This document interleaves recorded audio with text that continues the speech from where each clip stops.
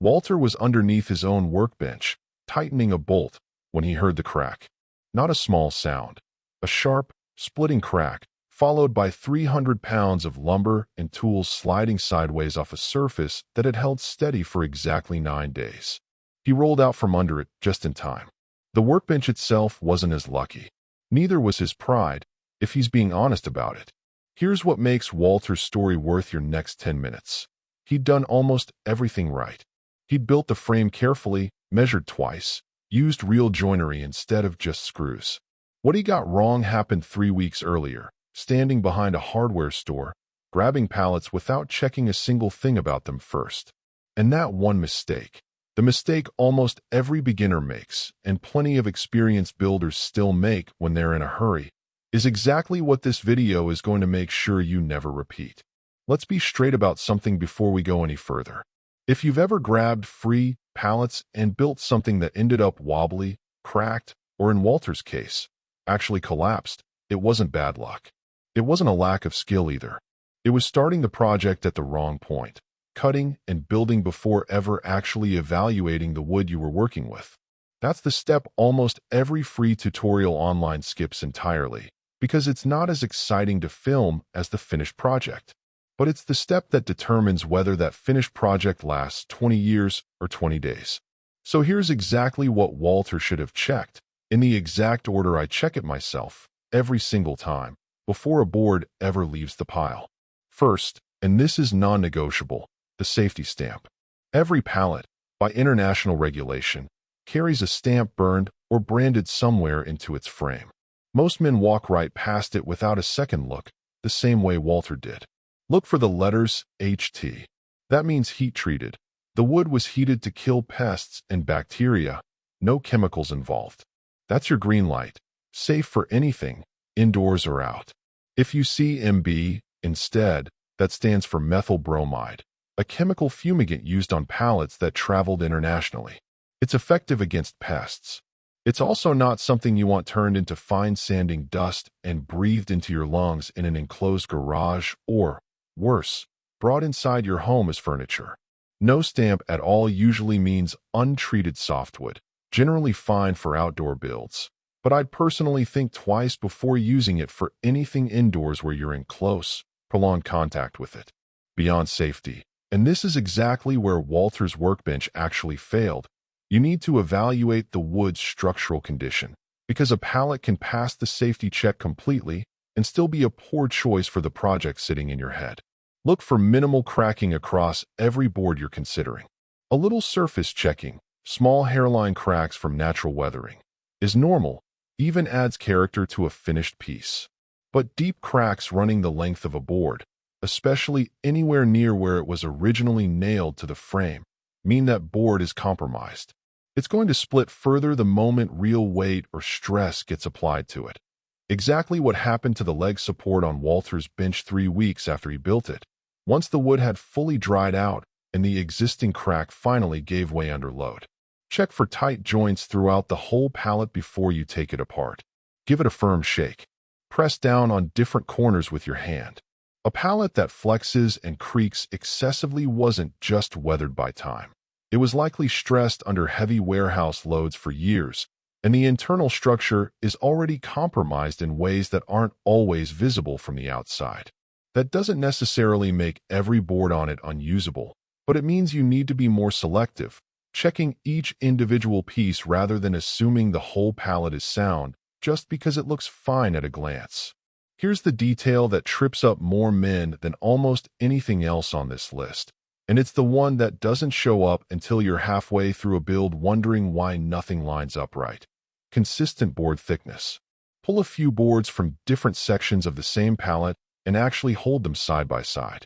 Pallets built for shipping don't always use uniform lumber. The deck boards are sometimes a different thickness than the support stringers, and even boards from the same section can vary slightly depending on where and when that particular pallet was manufactured. Build an entire tabletop or workbench surface assuming every board matches, and when it doesn't, you end up with an uneven surface no amount of sanding fully corrects. Or worse, a structure where the load isn't distributed evenly across the frame the way it's supposed to be. That mismatch, more than anything else, is what actually put Walter under a collapsing workbench. Now, here's something worth knowing that most beginners never even think to look for, because it simply doesn't occur to them that not all pallets are made from the same wood. Every so often, you'll come across a pallet built from oak or another hardwood instead of the standard pine or fir that makes up the overwhelming majority of shipping pallets.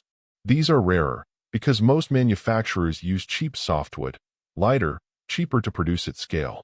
But when you find a hardwood pallet, it's worth grabbing every usable board on it.